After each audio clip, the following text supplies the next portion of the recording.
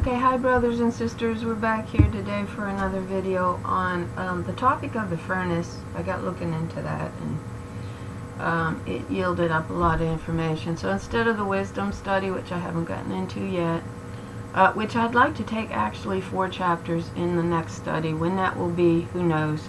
It's probably a ways off yet. But I was looking into this and I thought it important enough to share with the few who are following. So let's begin in Revelation 9 with this 5th angel. Revelation 9 verse 1. And the 5th angel sounded, and I saw a star fall from heaven unto the sky. And it wasn't him, it was to her, and we'll show you why it to her, was given the key of the bottomless pit. We'll look at what that is. Verse 2. And she opened the bottomless pit, and there arose a smoke out of the pit as the smoke of a great, what's the word? Furnace. That's the word we're going to look at. And the sun and the air were dark by reason of the smoke of the pit. And there came out of the smoke locusts. Locust is referencing a mighty army. Upon the earth. Yeah, and that takes us to, where does locust actually take us to? Because you have to understand the language. They're pointing you to something with the language. And there came out of the smoke locusts upon the earth. And upon them was given power, as the scorpions of the earth have power.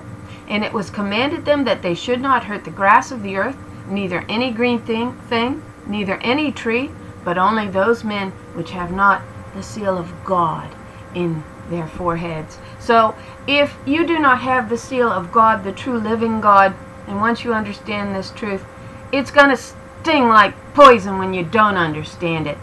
It's like the word Abaddon here. They'll say, this is Abaddon, the angel Abaddon, which is a great destroyer. Well, it means destroyer is what the word means, Abaddon. And that's applicable to the spirit. And the spirit can choose to destroy the truth in the land, or the spirit can choose to destroy the lie in the land. So these men that have not the seal of the true living God, these are the women here.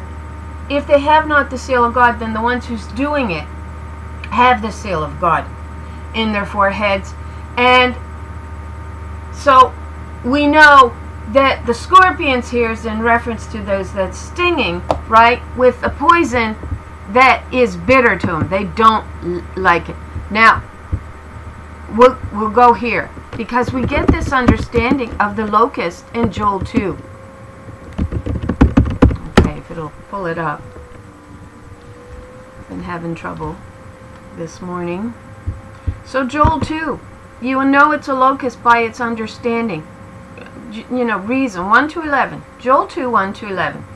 This is the army. This is, okay, we'll get into it in a minute. So what does it say? Blow ye the trumpet in Zion. This is for the daughters of Israel, the daughters of Zion. And sound an alarm in my holy mountain. Let all the inhabitants of the land tremble, for the day of the Lord cometh, for it is nigh at hand. This is the angel opening the pit, or what we're going to understand it to be in a minute. A day of darkness and of gloominess, a day of cloud and of thick darkness. See, it's all lining up.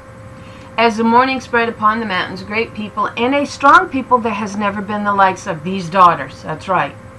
There has not been ever the like of, neither shall be any more after them, even to the years of many generation. A fire devoureth before them, and behind them a flame burneth. The land is as the Garden of Eden before them. Here we get the locust understanding. And behind them a desolate wilderness, yea, and nothing shall escape them.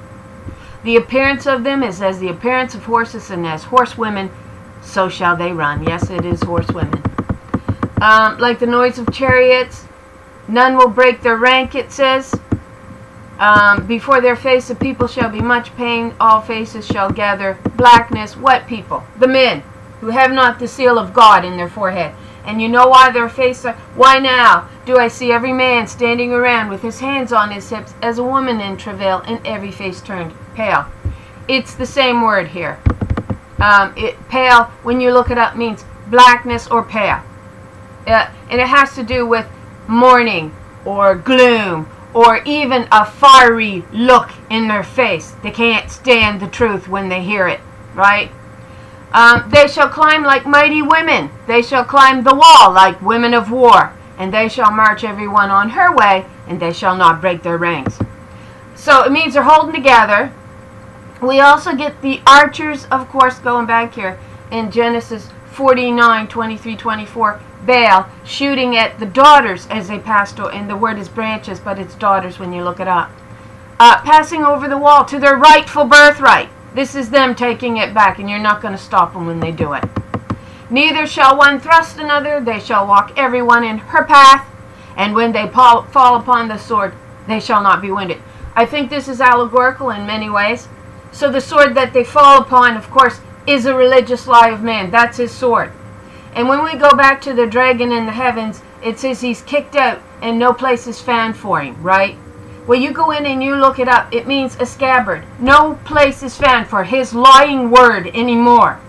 And so when these women fall upon that lying religious sword, it doesn't hurt them, it doesn't wound them. So you can say, while it's here, this is your physical allegory playing out in the spirit realm, because it doesn't touch us here, it won't be able to touch us there. You see? So we get a stack going on. We have three heavens that we're dealing with here. And so when they fall upon the sword, they shall not be wounded. Why? Because they work to sharpen their sword. Man's sword has become very dull, very dull. And so these are the men that the angel Abaddon, representing as the spirit, the destroying spirit of the lie. That's right, she sharpened her sword of truth. We're going to get into that. I got a hair somewhere here on my face. So neither shall one thrust another, they shall walk every one in her path, and when they fall upon the sword, they shall not be wounded. They shall run to and fro. There we go. In the city they shall run upon the wall, they shall climb upon the houses, they shall enter in at the windows like a thief. The day of the Lord comes like a thief in the night. We've talked about that. The earth quakes before them, the sky shakes, the sun and the moon grow dark, and the stars cease their shining. You see, the day of the Lord comes like a thief in the night. It's already happening. Daughters are waking up. They're sharpening their sword. This is going on in the spirit world. And it's coming like a thief for those on the earth who hasn't bothered to open their ears or their eyes or to sharpen their sword. You're going to be left holding nothing in your hand, and you are going to be stabbed through. And the Lord shall utter her voice. This is the Lord, 136. And this is her mother, 3068. Before her army, for her camp is very great, for she is strong that executeth her word. For the day of the Lord is great and very terrible, and who can abide? But we know the day of the Lord comes like a thief in the night. And this takes us back to this angel here. And she opened the bottomless pit, and there arose a smoke out of the pit, as the smoke of a great furnace, and the sun and the air were darkened by reason of the smoke of the pit. Now, where do we find the furnace? Let's go here to Genesis 15:17. And this is what it says. I'm swiveling my chair, sorry. It just feels the right thing to do. Sorry if it's bothering you. So Genesis 15:17, when the sun had set and darkness had fallen, a smoking fire pot with a blazing torch appeared and passed between the pieces. Or we can take the King James rendering. And it came to pass that when the sun went down and it was dark, behold, a smoking furnace, and a burning lamp that passed between those pieces. Excuse me, I got gas again out of the blue. Okay, so when we go into commentary on this verse in Genesis 15:17, there's two particular comments we're going to read. And the word that we're going to find here is, I have it actually in my notes here somewhere, but we'll look it up. So the word is, we'll go down here, 8574 is the word. We're going to look up for the word furnace. Stove, a fire pot, portable. It's a portable one too at that. I think a planet is portable. I think a planet is quite portable. Okay, so this is what it says. Was this where I wanted to go? No, I didn't actually want to go to the word. I actually wanted to go to the commentary on this verse. So I hit on the wrong one. Sorry about that, folks.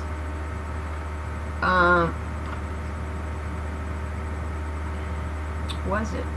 No, because the word, we're going to find what this actually means, because it'll tell us it's the abyss in Revelations 9. We know another word for the abyss is, why is it not giving me my commentary on that? Okay, never mind. I'm doing this. This is so slow. I'd save time if I could find a decent computer that would do what I needed it to do. You think it'd be easy. It isn't. Okay. Oh my gosh. Okay, so we're going to the commentary and we're going to read 2. Well, I say we're going there. Maybe we ain't going nowhere. Okay. Come on. Go down. It's lately, I do believe truly this time it is on its last legs. So finally we're going to the parallel commentaries. I'm sorry about this. It's just taken so long to go through the hitting and it's just so delayed. Okay, so we're going to read Benson commentary first on Genesis 15:7. Behold, a smoking furnace. This signified the affliction of not his seed, her seed. It's the woman's seed. Israel is the woman's seed. It's never his seed. It's her seed. In Egypt, they were there in the furnace of affliction and laboring in the very fire. They were there in the smoke, their eyes darkened, that they could not see to the end of their troubles in a burning lamp. This speaks comfort in this affliction. That's the presence of God, identified as the camp of Mahanaim that you see with the Shulamite, also called the camp of God. And we know it's their lamp. We know they're the light of the world. We know this. And it's going to be further identified in a very strange way today.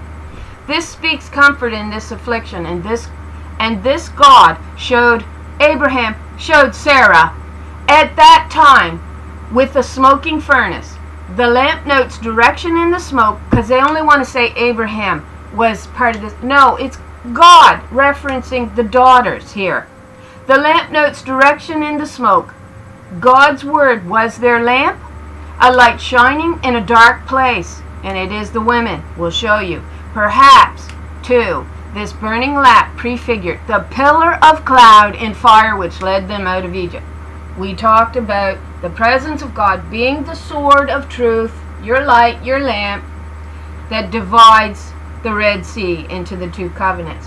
What was Genesis 15:7 all about? Well, we'll paraphrase. Abraham was told to go get a heifer, a she-goat, a ram, a turtle dove, and a pigeon. These are 5 animals, 3 of which are feminine. They'll only ever focus on the masculine. The ram, the ram, the ram. This is the only place in the scriptures where the covenant of God is identified. You understand that? You can go to Jeremiah. They're going to be found splitting a calf, male, in the midst. There's never a reference of a calf, a male, ever being split in the midst, ever. This is the only covenant in mention to do with God's covenant, ever, in the Bible. And it is a heifer, feminine, who also happens to be burned to ashes. That's right. And she is also identified in Hebrews chapter 9 as your Holy Spirit, the woman's seed. You get why it's called the woman's seed? It's what you did to the women. And then we get the she-goat. So we've identified the heifer as representing the nation of Israel itself, the woman's seed. We identified the she-goat as the daughter of Zion that they rejected in covenant. We identify, and that would be the daughters of Zion, the wise women inside the nation of Israel. Then we get the ram, reference to the sons of God, which would have been these daughters' sons. That's why they're called the sons of God, because she was known as the presence of God on earth, though the men don't want to hear it.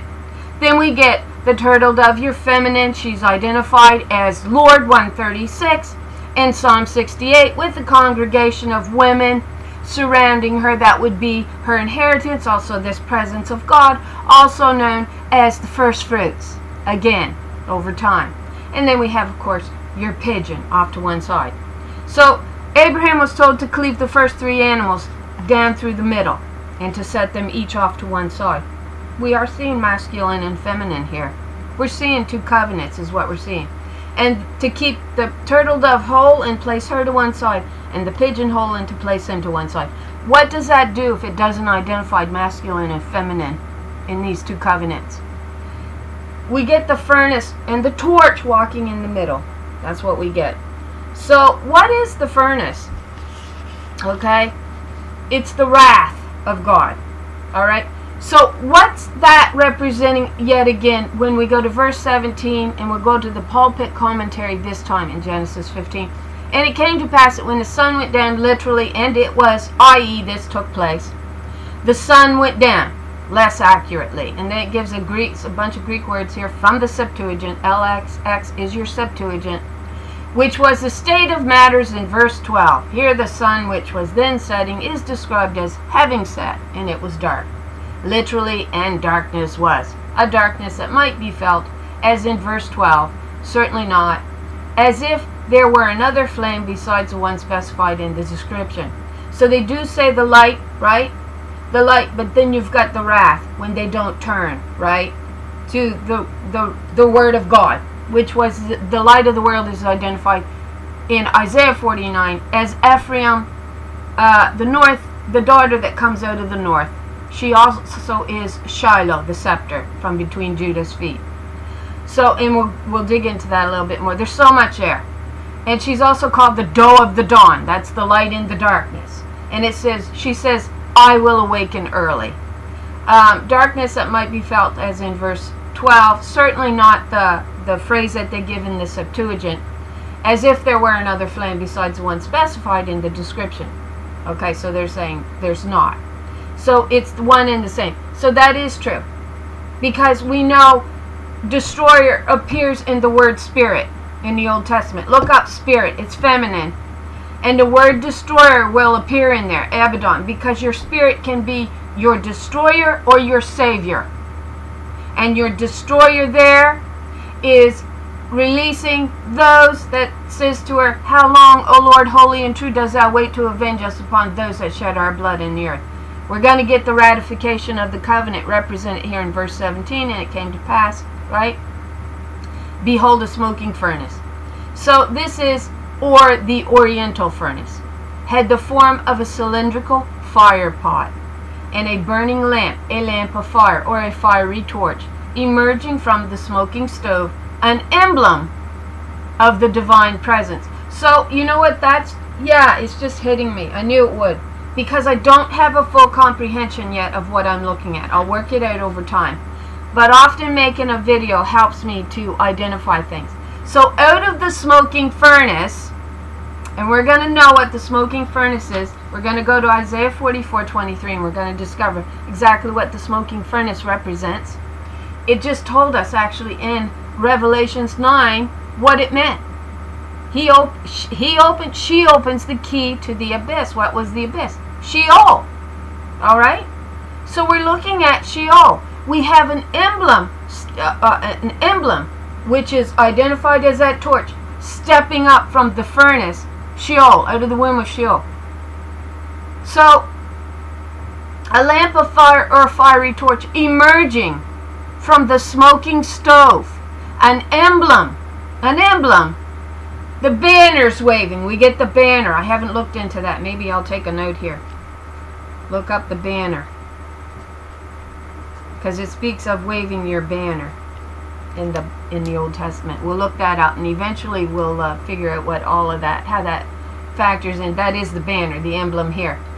So let's read it again. Sorry. A lamp of fire or fiery torch emerging from the smoking stove. An emblem of the divine presence. We know the divine presence was the camp of Mahanaim. For those who's been with us, I won't go through it. For those who haven't been with us, you can backtrack and you'll pick it up in the older videos. So emblem of the divine presence that passed between those pieces in what? In ratification of the covenant in Genesis 15:17. I'm telling you here, Revelation 9 is the torch, that angel, the light, stepping out from the womb of Sheol, or the draft house as it's called in Micah chapter 5. She'll come out of the draft house, she who is to be Lord and ruler or governor, it says. And she steps out of the tribe of Ephraim, your shepherdess, who is the stone from Joseph's blessings. She is the stone the shepherdess will come forth from. And it's Bethel, Ephraim. It's not Bethlehem. They stuck Judah in there. Judah is not the ruler. The sovereign Lord, who is she, is identified as your Lord. So, sorry, I'm losing track. So the angel that unlocks it, I think, I have a key. I have the key of David. It's only with the key of David we began to break down the scriptures and truly understand what that was all about. So all I'm saying is I believe it's proof that God's Spirit has been placed upon daughters like myself. There's certainly a lot more than just this to be understood, and there's other daughters out there who's certainly better at it than me, I believe. Because I think they probably watch the video. I don't open my commentary because I know what they're waiting to do. They're waiting to cut my legs out from under me. I can tell you in the beginning, if I had ever opened up my commentary section, I would never be in the climb where I am right now. Never. Because I'd have been listening to their spirit as opposed to the Holy One. And I have to stay on track.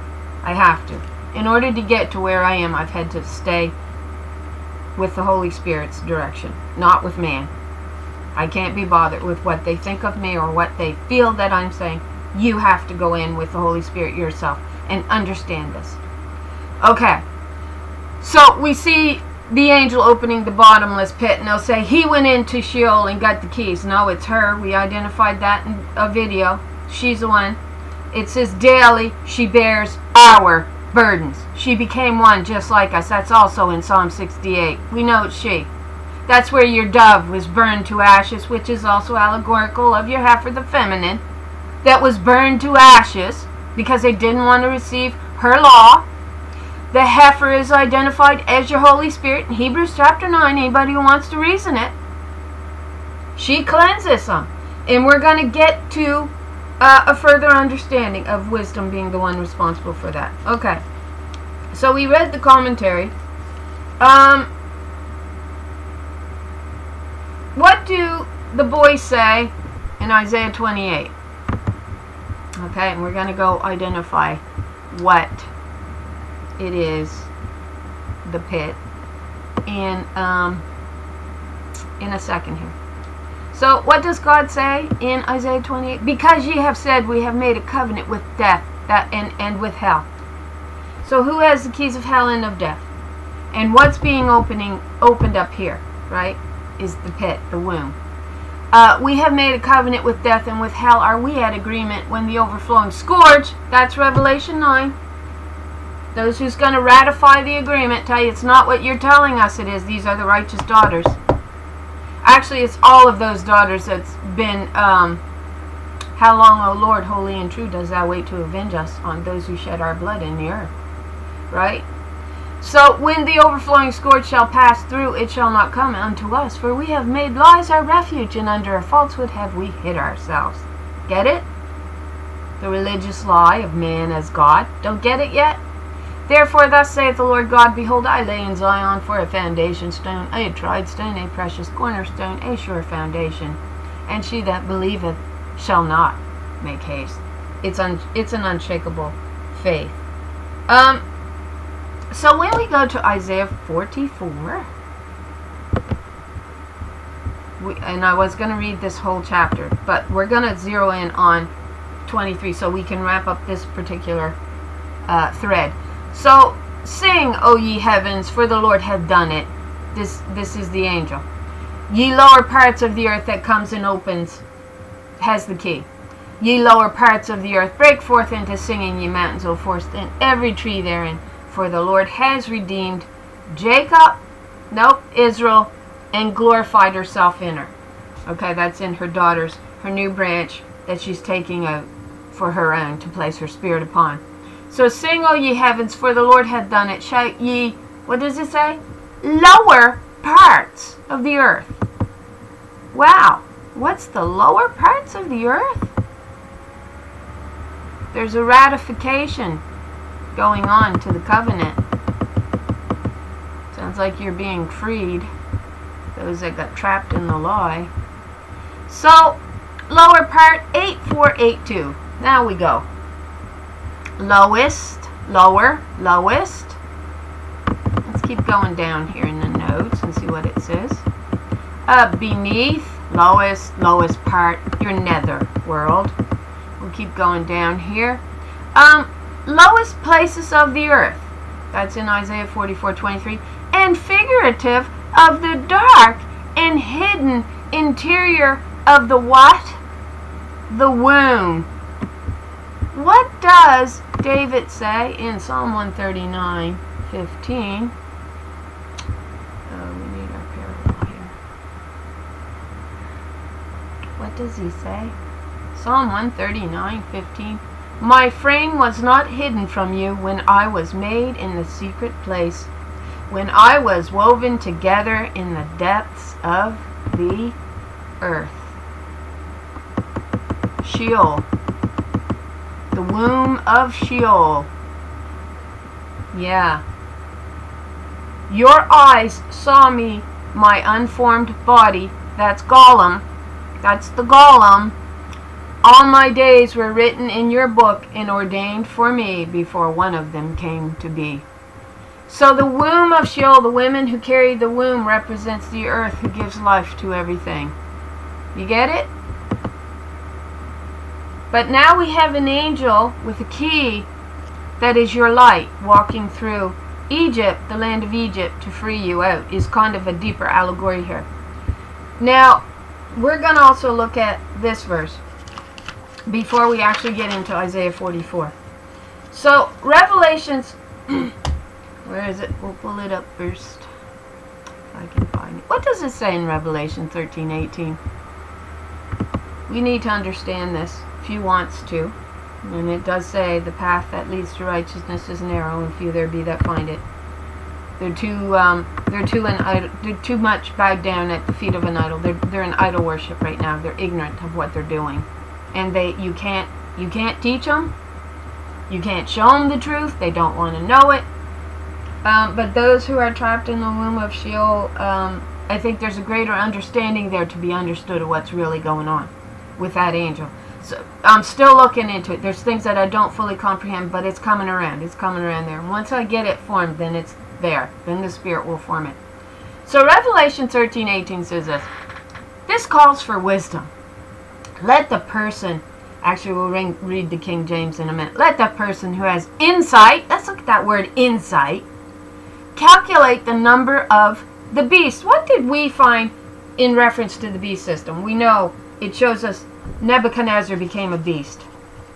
This was after he made the idol of a man as God, the golden head on the statue, that eventually gets smashed on the toes, in his 10 toes, by the 10 tribes, which is the woman's seed out in the land of the Gentiles. And she's there to actually claim the Gentiles, because it's through the woman's seed, Israel, that you are defined as an Israelite.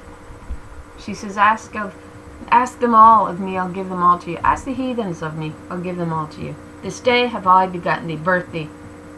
Thou art my firstborn, my begotten daughter, her firstborn. She's finally got her firstborn daughter back, because she's turned away. Return, return, O Shulamite. What might we see when the Shulamite returns? With her company, the presence of God on earth, Mahanaim.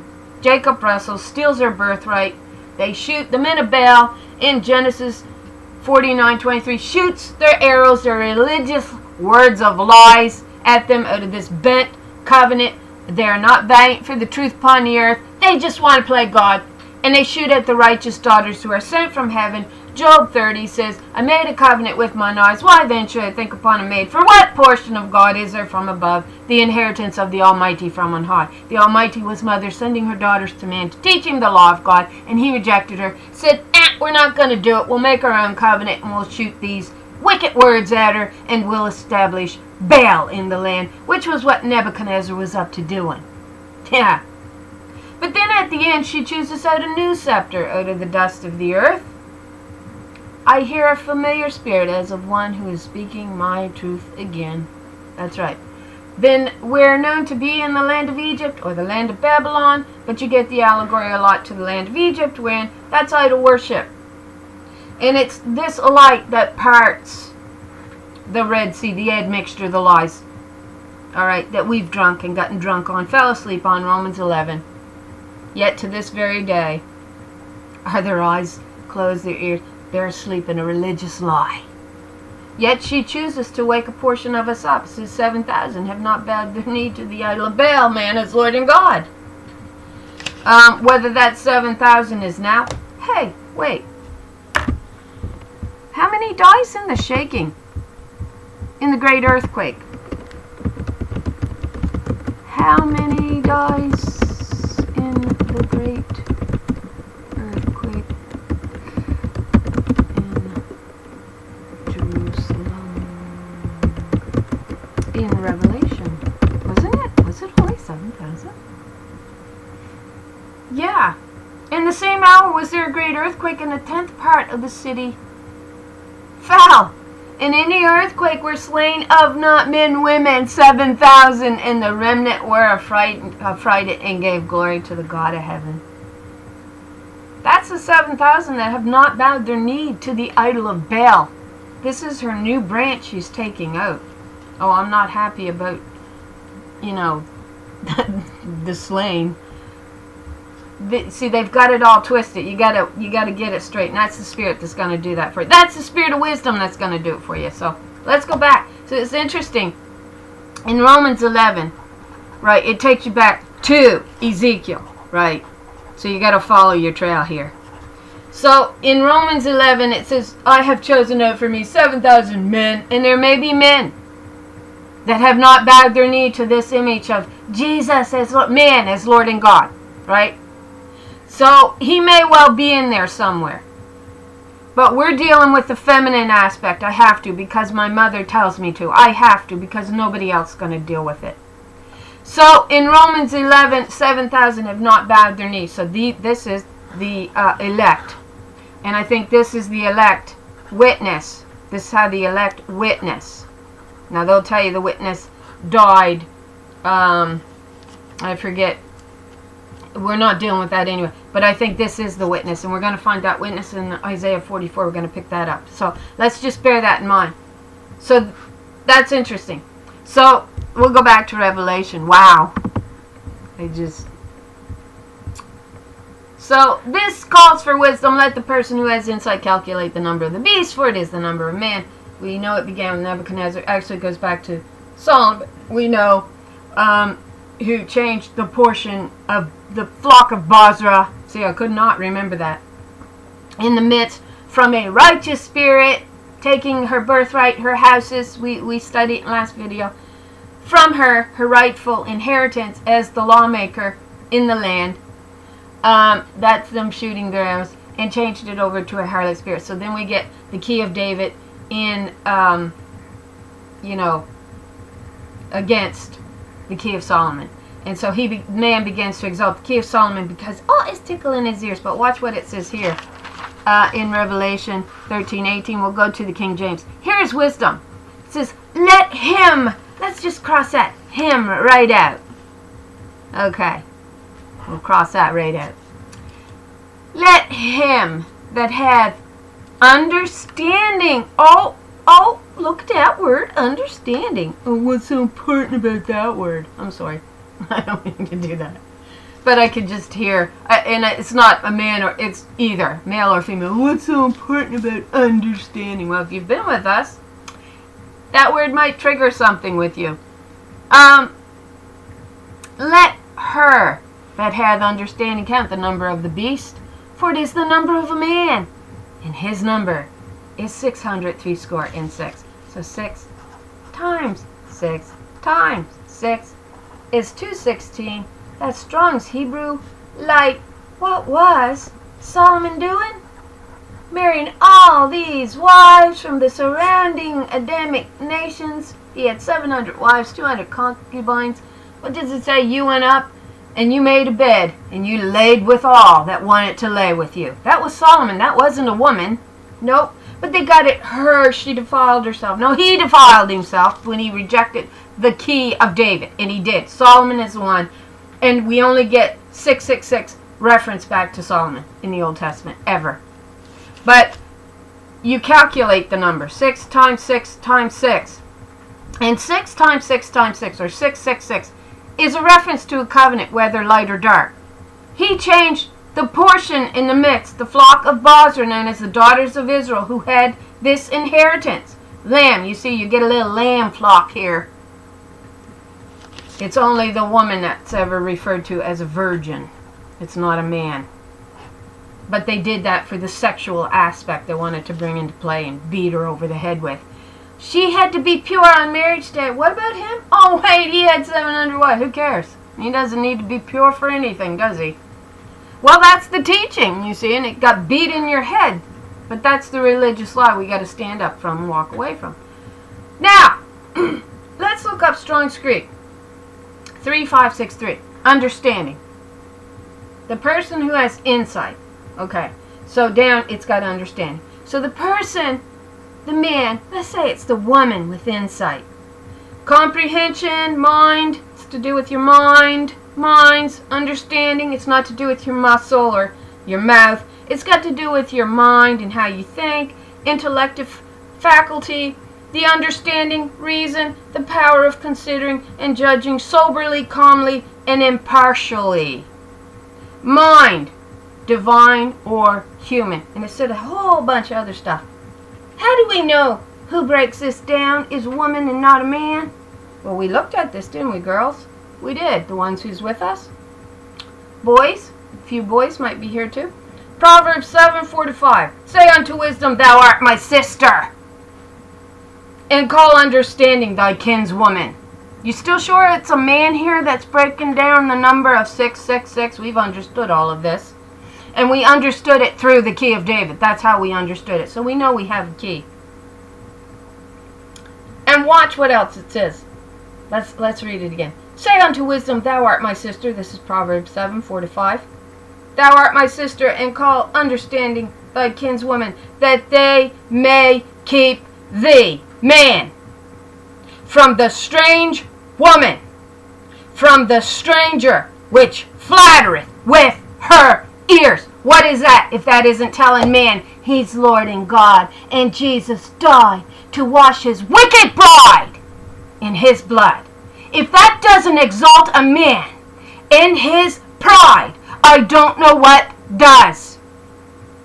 These righteous daughters are the ones that's going to save you and break down with their sword the word of God that's on their tongue. They're the new Sion, took out of the dust of the earth, to part the admixture of doctrine, which is the wine on the table. It's mixed with blood. That's the beast system. The men got very violent and decided they were going to take control of her law, that they really had lied, and that they did not want these daughters in covenant. Why now should I think upon a maid? For what portion of God is there from above? And yet she says in Job 31, they came upon me, wave upon wave. They were attacking her, wave upon wave, with their lies.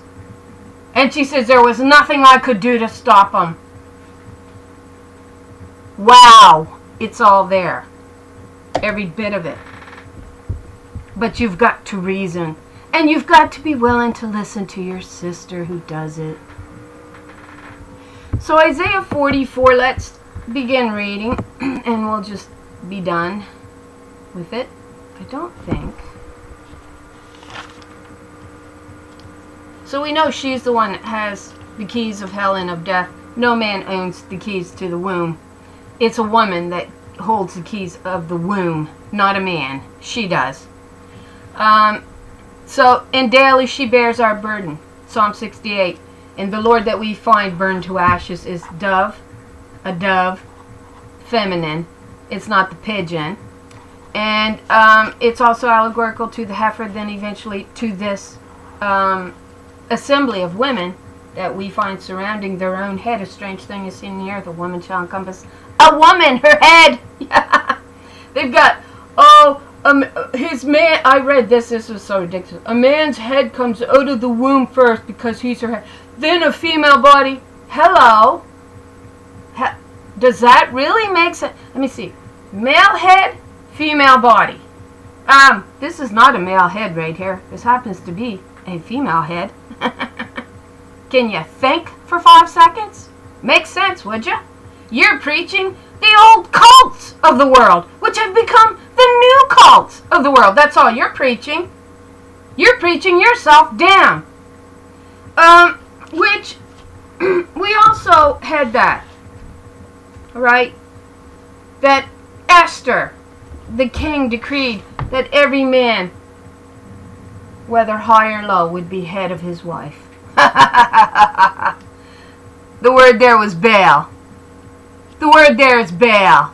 You're in a religious lie, girls. Come on, if you're actually going to help. Otherwise, just, you know, do what the men want you to do and shut up. Don't even enter into the fray. Just shut up. Let him do his own fighting. But you see, you are our great adversaries. You women who will not pick yourself up from the feet of an idol and be bothered to study through wisdom. And yet it is identified as these few daughters. 7,000 is what it's looking like. 7,000 is what we're down to. They are without strength. God says, when I see that you have no strength left, we're down to the last 7,000 that can be born out of the dust of the earth and take this back. So judgment is coming. Okay, so we begin reading Isaiah 44, verse 1. Yet now here, oh, it's got Jacob. No, Jacob wrestled the presence of God, identified as camp of Mahanaim. Some other words for that camp is they're found with Shulamite. They're also called the she-goats, which is why the Genesis 15:9 covenant is so bloody important to study. She's also called the lilies of the covenant. They're also referred to as lilies. They're referred to as the daughters of Zion. God. They're referred to as the God on this earth, the presence of God. That's right, which the men rejected. Baal. He didn't want it. He wanted to play God, and he did. Which is why we're now in a beast system. We see the beginning building of that with Nebuchadnezzar. That's your clue, because then he's as a beast for 7 years. Well, we get then the 7,000 year comparison possibly there. She says, I'll pass over you 7 times, right? And then she restores the kingdom, because then they are start to follow in her way, in her law, follow her daughters. As she gives in covenant, yeah. Thus saith the Lord that made thee and formed thee. Okay. Yet now hear, O Jacob, no, O Israel my servant, whom I have chosen. Thus saith the Lord that made thee and formed thee from my womb. Her womb. The Lord speaking is the Lord over the earth. And it is her womb, her children, her house. We get it? That's why the one with the key that opens the womb of Sheol that they think they're at agreement at is a woman and not a man. Daily I bore your burdens. We discovered the burden meant the deliverance of the children. The children have come to the birth, and there is not strength to deliver. There's 7,000 of us left to do it. Sorry, girls, if you're one of them. It's saying we're going to die in an earthquake. That's what it's saying. That's what it's prophesying. Whether that's true or not, because we know they wrote a lot of false prophecies. Whether that one is ordained by God to come true, we don't know. But I know that there's a mere 7,000 of us, according to this, out there. And that may not be true, because then it speaks of 144,000. So is that talking about the heavenlies? The second heaven? Is there a mere 7,000 that comes out of earth? As the portion of earth that comes to represent this 144,000. Wow, that's a blessing. If you girls want a great blessing, work hard to sharpen your sword. That's what you want to do. So yeah, I lost my thought. So her womb formed thee from the womb, from my womb. The earth formed us. We come out of the earth. It's the spirit of earth. And it comes to be defined as a person that represents that spirit in the earth. A woman. One. And she's a real, literal human being from all understanding. Is all of those planets? there more than one person on these planets. Obviously, look at Earth. But each planet out there is identified as having a spirit upon it and represented by a person. Whether male or female, I don't know. So when it says the hosts of heaven falls, those on those planets that's being governed by the harlot spirit is what falls. Those spirits is the ones that fall. Yeah. Now it's starting to make more and more sense based on what we read in that word. Right? It is the innermost part of the lowest part and the innermost part of the womb. Yeah, right there. And figurative of the dark and hidden interior of the womb, which is the earth. David says, you saw my substance, that's Gollum, made out of clay. Yeah, and we studied that too. Emet means mother, causes you to live. And that's what you would put on the Gollum to cause the Gollum to live. But when you wanted the Gollum to die, you'd take the E off and you'd come up with the word met, which meant death. You see, they didn't want mother giving life to him. See, it's all there. Every bit of it's there. It's amazing.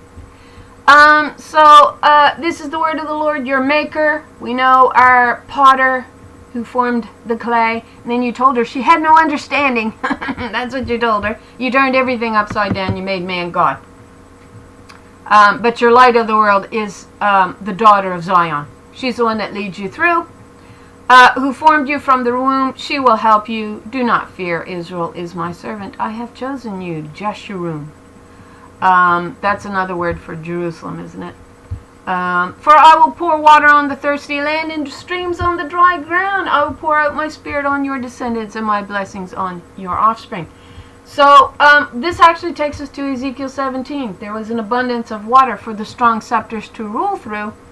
And they laid snares for the lioness to fall into their pit, and they silenced her voice on the hills of Israel. That's what they did. Yeah. Anyway, your ruler is the daughters with the law on their tongues. They will sprout among the grass like poplars. Nope. It says like willows. Well, here it's got poplars. By flowing streams.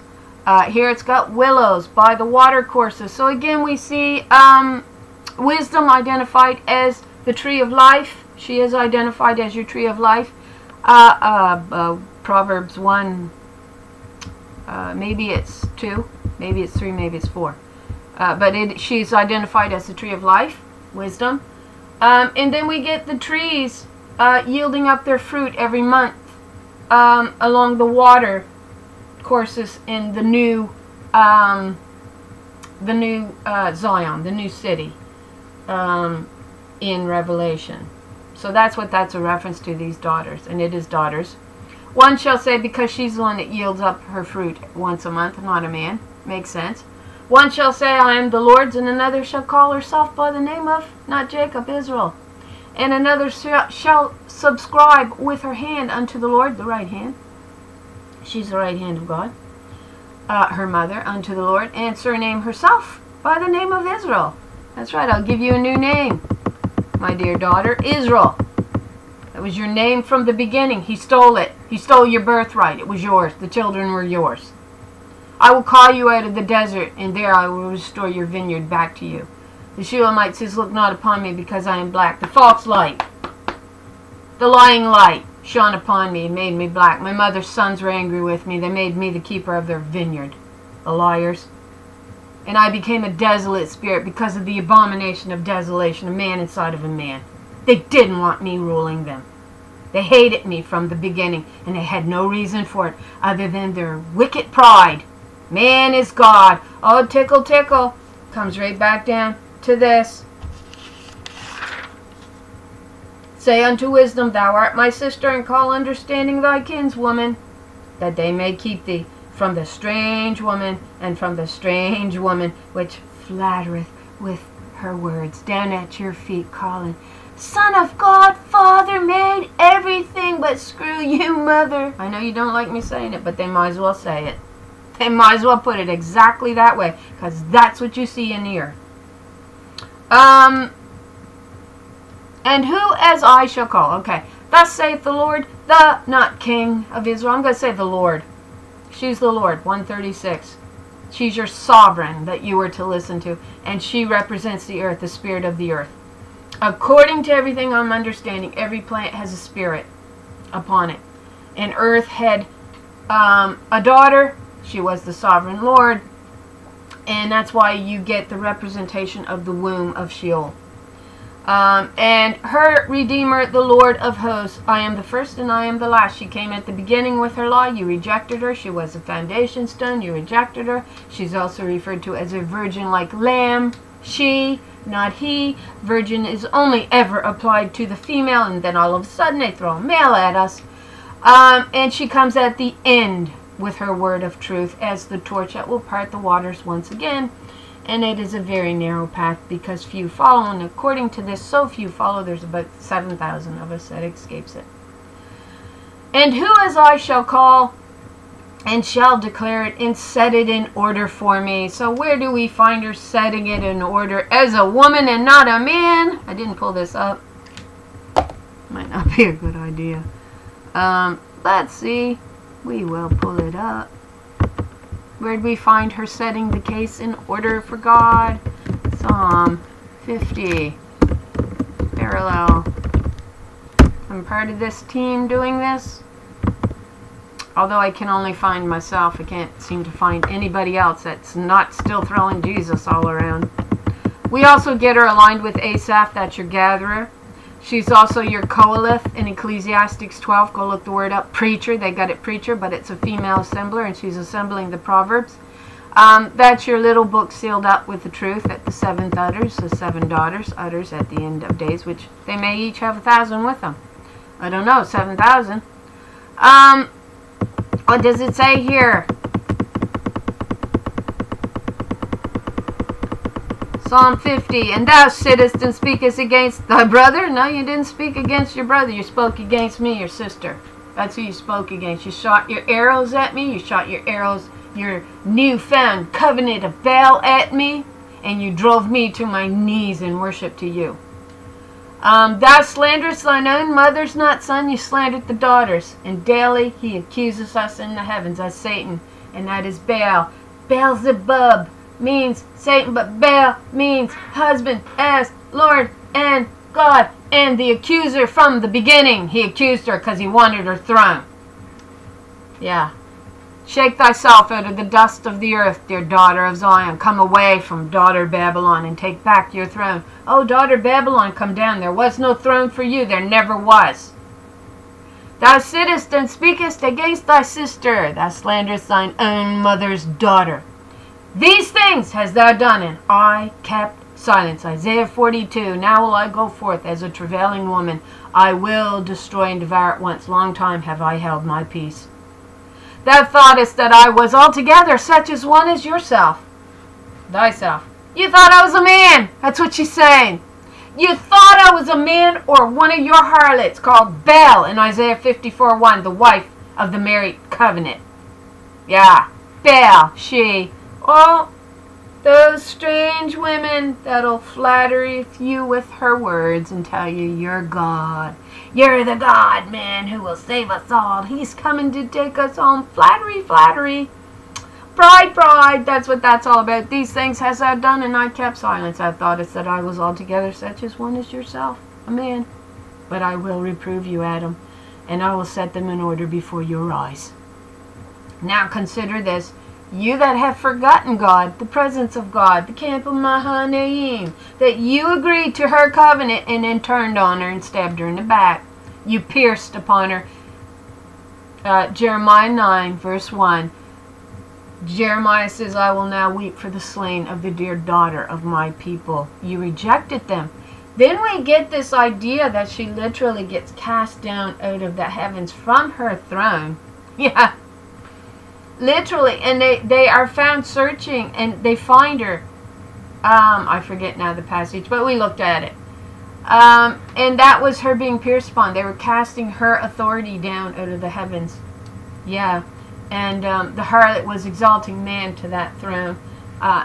We find him taking that throne in Isaiah 14, and when he gets cast down, they're all looking upon him. Is this the man that caused all the nations to shake? Woo-hoo-hoo. And we liken that to Solomon, who exalted himself to the house and the forest of Lebanon, is really our understanding as we began to get deeper into it. And he took her throne. We know he ends up in Tyre in Ezekiel 28, and it says, "Thou art wiser than Daniel." Well, it's pointing us to something. There was only one wiser than Daniel, and that was King Solomon. And that's why we get the key of Solomon in reference against the key of David, though the key of Solomon is never mentioned. But you watch the occult world, they know who they worship. They know. See, they're not going to tell you Christians, because you're really the ones backing it all by bowing at the feet of Baal. They're not going to tell you it's Baal, but that's exactly who you're worshiping. And you are living in the land of Egypt. And your chances of salvation is so very narrow right now, because you will not listen. You will not listen. That is why the day of the Lord comes like a thief in the night. It's all happening upon your heads, and you're not listening. You keep just looking for your idol of Baal to come and get you off planet Earth. Oh, Father, oh, glory to Father, oh, glory to the Son. They're coming to get us. Well, no, the day of the Lord is happening before you. Every day you take, you draw nearer to your end. You do. These things hast thou done, and I kept silence. You thought I was a man just like you, but I will reprove you, and I will set them in order before your eyes. That's Koheleth who sets a proverb in her case in order. She has to. Then she is taken to the Ancient of Days with her little small group of virgins. That's right. We call them virgin. They are holding no guile on their tongue, the guile of the harlot that bows to man as if he's Lord and God. They've come away from idol worship. And they can present their case. Their swords are very sharp. They're very sharp.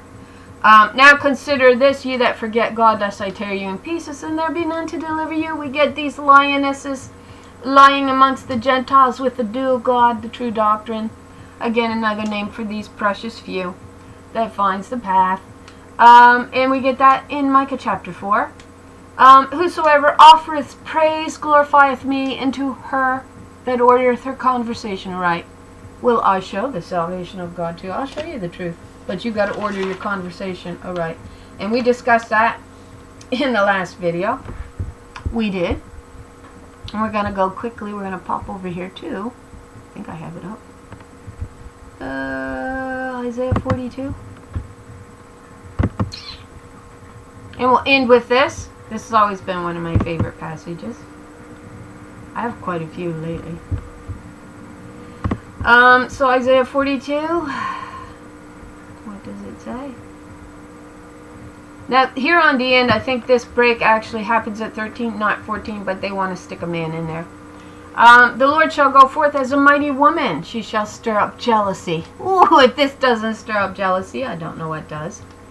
The men certainly hate it, and those harlots certainly hate it. The harlot spirit that's, you know, got it so heavy upon her, and she just can't see any other way. It really does rip at her heart like jealousy.